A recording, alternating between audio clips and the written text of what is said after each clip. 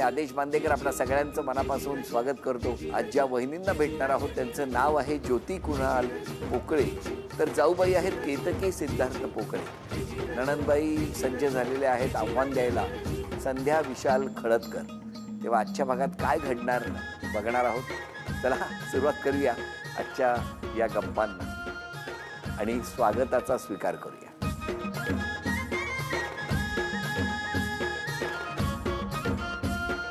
नमस्कार. नमस्कार. घ्या उखाणा. उखाणा घेते मी खूपच इझी. कुणालराव असतात नेहमी मोबाईलमध्येच बिझी. आता तुम्ही. चांदीची सायकल सोन्याचं सेट ज्योतीला घेऊन चाललो डबल सीट. वहिनी ओळख करून द्या सगळ्यांची. हे माझे मिस्टर. नमस्कार. ते माझे सासरे. नमस्कार बाबा. त्या सासूबाई. नमस्कार. त्या छोट्या नणंदबाई. नमस्कार. त्या जाऊबाई. नमस्कार. ती माझी मुलगी. हॅलो. ते दीर. नमस्कार. तो नंदवा. नमस्कार. ह्या मोठ्या नणंदबाई. नमस्कार. त्या चुलत सासूबाई. नमस्कार. त्या चुलत सासूबाई. नमस्कार. त्या मावस सासूबाई. नमस्कार. त्या नणंदबाई. नमस्कार. त्या जाऊबाई. नमस्कार. त्या पण जाऊबाई. नमस्कार. हा माझा मुलगा. बरं. अरे आज छोटे आहेत ना. काय नाव त्याचं? साईवर्धन कुणाल पोकळे. वा वा. साक्षात विशाल खळदकर. साक्षात वा. प्रकट झाल्यासारखं. श्रीवर्धन सिद्धार्थ पोकळे. लावण्य सिद्धार्थ पोकळे. अरे वा काय मस्त. बहिणी माहेर कुठलं तुमचं? संगमनेर. मग काय सायकलवर संगमनेरला जातात? माझे आई वडील पहिल्यापासून इथेच राहतात गारमळ. मग हे सांगा ना मला. मला टेन्शन काय आलं. डबल सीट इथून संगमनेर काय होत असेल. हा. बालपण कसं गेलं? छान गेलं बालपण. तुमचं बालपण कुठलं? डायरी धायरी पुणे. इथे हो. कसं गेलं बालपण? छान. किती जण होता तुम्ही तेव्हा राहायला? आमचं पूर्ण जॉईंट फॅमिलीमध्ये आम्ही 4 भावंड. आई वडील. तुमची ओळख कशी? आम्ही शाळेपासून एकत्र 5वीपासून. म्हणजे आधी छोटी सायकल होती का? छोटी सायकल होती. 3 चाकी असते ना डबल सीट. आपोआप मोठी झाली ती. आपोआप मोठी झाली. या नणंदबाई आहेत. त्यांचं किती बारकाईने लक्ष बघितलं. शाळेत मी बरोबरच होती ते. अच्छा. त्या तेव्हापासून लक्ष होतं त्यांचं. त्या आणि मी मैत्रीण होते. तुम्ही मैत्रीण होता. हो. मग तुमचं कसं काय? असं काय शाळेत असताना इथं काय बोलणं वगैरे व्हायचं नाही. मग कॉलेज असताना ओळख झाली आमची. शाळेत ओळख नव्हती? ओळख होती पण असं बोलणं वगैरे कधी नव्हतं. तुम्ही बोला. हो काय झालं सांगा. 7वीत त्यांनी मला प्रपोज केलं. मग हे सांगा ना. हा मग? पण मी त्यांना काही हो बोलले नाही. 11वी 12वीला परत आम्ही एकत्र आलो. अरे वा. 11वीत मला त्यांनी परत प्रपोज केलं. मग 7वीपासून सारखं मागं म्हणलं मी 11वीत हो बोलून टाकलं. म्हणजे 7वी ते 11वी मागे लागलं की होकार देणं?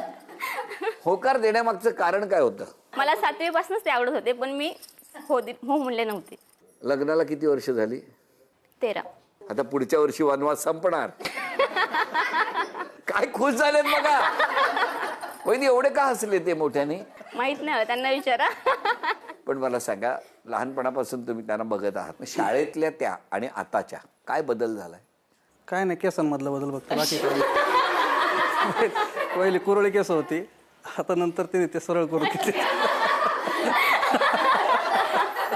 बाकी सगळं.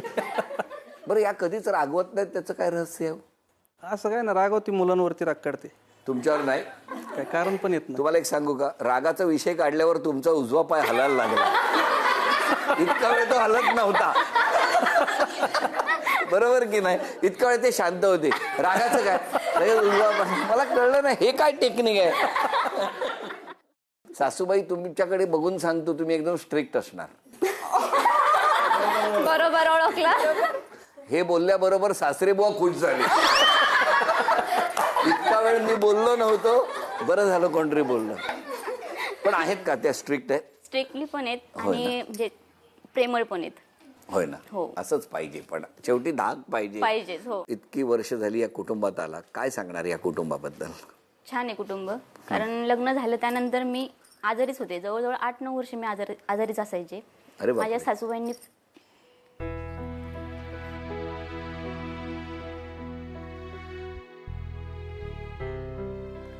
काय झालं नेमका तेव्हा? तिला म्हणजे असं जेवायचं याचं पण असं लक्षात येत नसं. म्हणलं आपल्याच मुलीला तसं झालं असतं तर त्याच्यामुळे तिला मी प्रत्येक ठिकाणी हे केलं असं. आता चांगली आहे. पण 9 वर्षे खूप त्रास झाला तिला. पण आता सगळं चांगलं झालंय. माझ्या आई वडिलांपेक्षा जास्त माझ्या सासू सासऱ्यांनी केले. खूप खूप मला हे केले. सासूबाईंनी आज त्यांचं स्ट्रिक्टपणा दिसतो, पण त्याच्याच बरोबर त्या पाठीमागचा जो मायेचा ओलावा आहे तो सुद्धा या कुटुंबात आल्यानंतर अनुभवायला मिळालेला आहे. प्रत्येक टप्प्यावरती खूप छान भेटीगाठी होतात. आज कसं वाटतंय हे सगळं नंदनवन फुललेलं बघून? छान, म्हणजे त्याचे शब्द नाहीत, एवढं छान वाटतं. आणि बायकोचं कौतुक करायचं असेल तर कसं कराल 5 वाक्यात? समंजस आहे, प्रेमळ आहे. मी कितीही रागावलो तिच्यावरती तरी समजून घेणार. आत्ता पहिल्या टप्प्यावरचा हा पहिला खेळ. या खेळात लागू बंधू यांनी खास डिझाईन केलेली सोन्याची नथ आज या माऊलीला मिळवून देणार का, ते अर्थात तुमच्यावर आहे. तुम्हाला काही चित्र दाखवली जातील आणि ती चित्र जर तुम्ही ओळखली तर या माऊलीला बक्षीस मिळणार आहे. कोणी सांगायचं नाही. पहिलं चित्र. नथ. व्हेरी गुड, अभिनंदन अभिनंदन. ते ठुशी. नाही, या तुम्हाला काय मारतात ते नाही विचारलं. दागिन्याचा प्रकार कुठला? दागिन्याचा हारातला ठुशी प्रकार आहे. अभिनंदन. बाजूबंद. बाजूबंद. अभिनंदन. वहिनी, तुम्हाला लागू बंधू यांनी खास डिझाईन केलेली ही सोन्याची नथ मिळत आहे. अभिनंदन.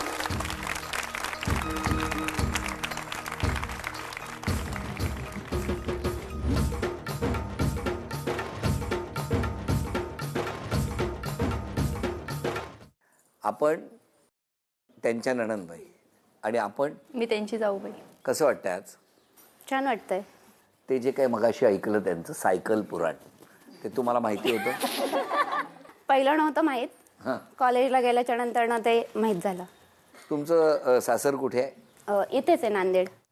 नांदेड. नांदेड कुठे आहे? परभणी नाही, पुण्यातलं नांदेड. मग हे सांगा ना मला. कसं गेलं बालपण? बालपण खूप मजेत गेलं. म्हणजे आता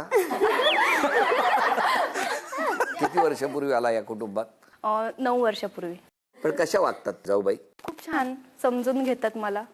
माझ्या हातून सारखी भांडी पडतात मांडत असताना, पण त्या असं कधीच म्हणत नाही की ही मुद्दाम पाडते किंवा काय, असं कधीच त्यांच्या चेहऱ्यावर पण दिसत नाही. खूप समजूतदार आहेत, प्रेमळ आहेत. मग सासूबाईंच्या चेहऱ्यावर दिसतं? नाही दिसत. मग त्या म्हणतात की आली का ग किचन मध्ये, भांडणांचा आवाज येतोय. सासूबाई, काय हे तंत्र आहे हो रोज भांडी पाडायची? नाही, मी तिथं नसतेच किचन मध्ये. तुम्ही नसता नाही, किचन? मी इकडे असते बाहेर. लक्ष सगळं किचन मध्ये असतं. सीसीटीव्ही लावलेले दिसतंय. जाऊबाई सारख्या भांडी पाडतात, हा. त्याच्या कशा बंद, काय तंत्र वापरलं तर ते बंद होईल भांडी पाडणं? नाही, तिला ती सवयीची. म्हणजे पडतात, तिने जरी किती हे केलं ना आपोआप पडते. हे मी तुम्हाला सांगतो, मी 17 वर्षात अनेक कुटुंबांकडे गेलो, पण ही सवय मला पहिल्यांदाच मिळाली. भांडी पाडायची कशी सवय? मी जर का ठरवून केलं ना की नाही आज एक सुद्धा भांड पाडायचं नाही, त्यावेळेस हमखास भरपूर पडतात हातातून खाली. ही कला फार वेगळी आहे. बरं, तुमच्या या दोन्ही वहिनी कशा आहेत तुमच्या? छान आहेत. मग त्याला एवढा काय कंठ दाटून आला? सांगायचं छान आहे तुम्ही. काय जड अंतःकरणाने छान आहेत म्हणाले. अवगुण पण काही नाहीयेत आणि गुण पण नाहीयेत, त्या आहेत अशा छान आहेत. आतापर्यंत भांडी पाडत होत्या, आता स्वतः पडतील त्या. कसं वाटलं? कुठलाही अवगुण नाही, कुठलंही काही नाही. ऐकून कसं वाटलं तुम्हाला? ऐकून छान वाटलं. माझ्या आई वडिलांनी दिलेले संस्कार खूप छान आहेत, हे मला यांच्या आजच्या बोलण्यातून कळालं. सासरे बुवा, बघा, या शेवटी गृहलक्ष्मीच्या पावलानं आलेल्या या सगळ्या सुना आहेत तुमच्या. हो. काय सांगणार त्यांच्याबद्दल? कशा आहेत? चांगले, दोन्ही चांगले. दोन्ही चांगले आहेत. दोन्ही चांगले. हो. आणि काही सल्ला वगैरे द्यायचा आहे का तुम्हाला? काय नाही, सगळं त्यांच्या ताब्यात आहे. कशा आहेत म्हणजे तुमच्या सौभाग्यवती? आता काय सांगायचे.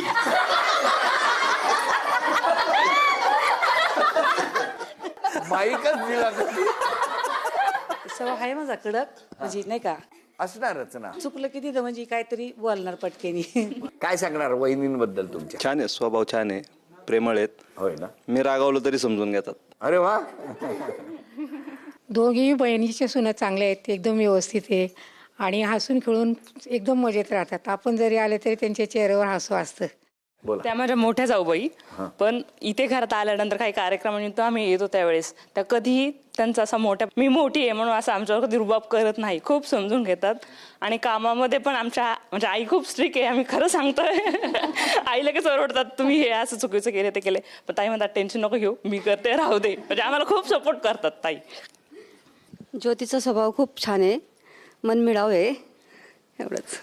ज्योती आम्ही आलो ना की आमच्या जास्त पाणी आणू का आई, अमकं करू का तमकं करू का, पाया पडताना आम्हाला पाय दाबून पाया पडतात. काय म्हणजे ना दोन्ही सुना ज्या आहेत त्यांच्या काय एक एक सवयी आहेत. एकीकडे भांडी पाडणं हा आवडीचा विषय आहे. मनमिळाव आहे सगळं व्यवस्थित, म्हणजे आलं की पुढं पुढं करणार.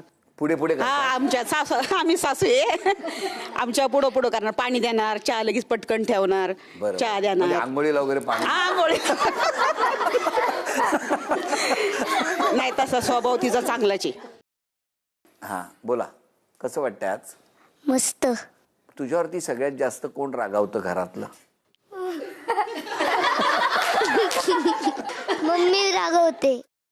सगळ्यात जास्त लाड कोण करतं तुझ्यावर? दादा. दादा म्हणजे आजोबा. आजोबा. किती गोड आजोबा. तुझं काय म्हणणं आहे? तुझ्यावर कोण रागावतो सगळ्यात जास्त? मम्मी. मम्मी. हो. तुझ्यावरच रागावते का बाबांवर पण? माझ्यावरच. हा बरं. पण तुमच्या घरामध्ये आईचा आवाज मोठा आहे की बाबांचा आवाज मोठा आहे? बाबा. बाबांचा आवाज मोठा आहे. नाव सांगा. श्रीवर्धन सिद्धार्थ पोकळे. तुझ्यावर जास्त प्रेम कोण करतं? दादा आणि मोठे पप्पा. आणि रागावतं कोण तुला? आई. का रागावते? मी नुसतं मोबाईल बघतो त्यासाठी. मोबाईल? मग काय तुझी पूजा करायची का घरात बसून? तू कुठल्या शाळेत जाते? DSK. घरातल्या कोणी शांत राहायला पाहिजे असं तुला वाटतं? आई. पण सगळ्यात जास्त लाड पण आईच करते की नाही? हो की नाही? सगळे लाड. मग असंच असतं. पण चला आता या सगळ्या गप्पा सुरू असताना असेच हसत राहा असं म्हणत या चौघांपैकी कोणाची निवड होणार आणि कोण या दोघींपैकी कुणाला अंतिम खेळात पाठवणार ते आपण बघणार आहोत. पहिलं नाव बघूया कोणाचं आहे. श्रीवर्धन. श्रीवर्धन तू सांग या दोघींपैकी कोणाच्या बाजूने खेळणार? चला तो आईच्या बाजूने खेळणार आहे. हा साक्षात तू मम्मी. तर आता तुमच्या दोघांमध्ये कोण जिंकणार आम्हाला बघायचंय. या दोघांमध्ये खेळ आहे. खेळ सोपा आहे. 2 हातांनी चेंडू असा टाकायचा आणि तो यामध्ये टिपॉयच्या मधून आत जायला पाहिजे. बघूया कोण जिंकणार. 1-0 1 3-2 4-3 5-3. आता बघूया साक्षात काय करणार.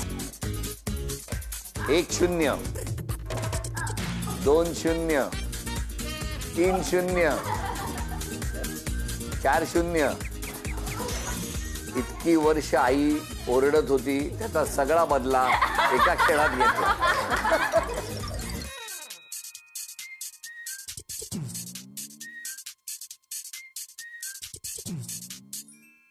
अभिनंदन. झी मराठीकडून चांदीचं नाणं तुम्हाला मिळालं. अभिनंदन.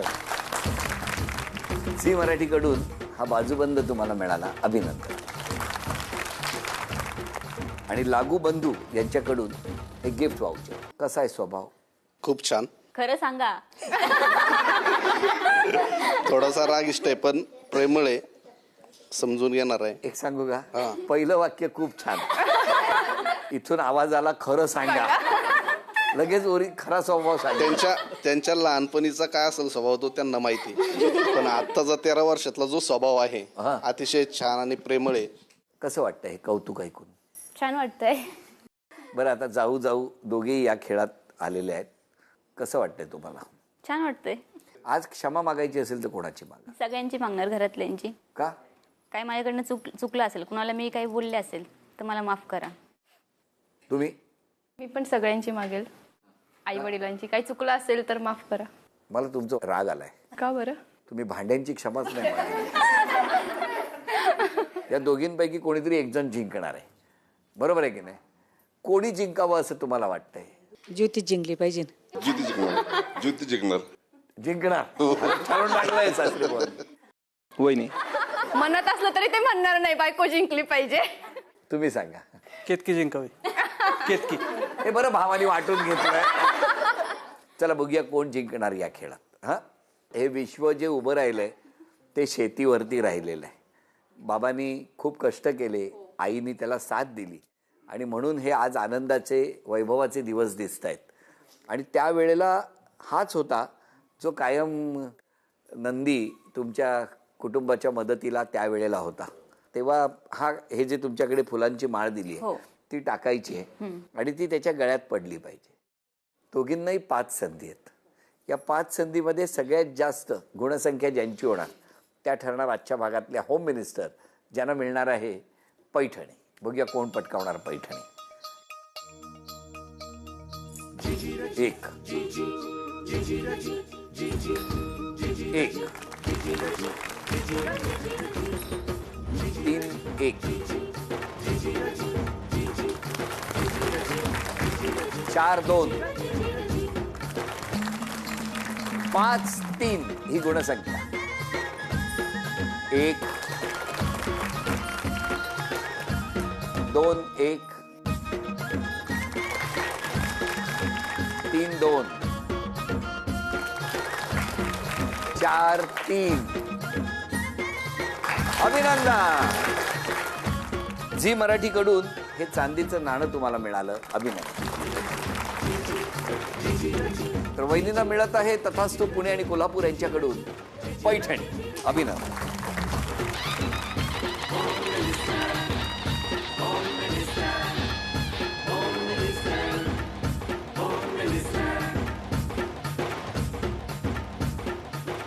या संपूर्ण कुटुंबाला मनोमन शुभेच्छा देऊन आजचा भाग इथेच संपतो आहे. पुन्हा भेटूया अशीच एक पैठणी घेऊन होम मिनिस्टरच्या पुढच्या भागात. नमस्कार.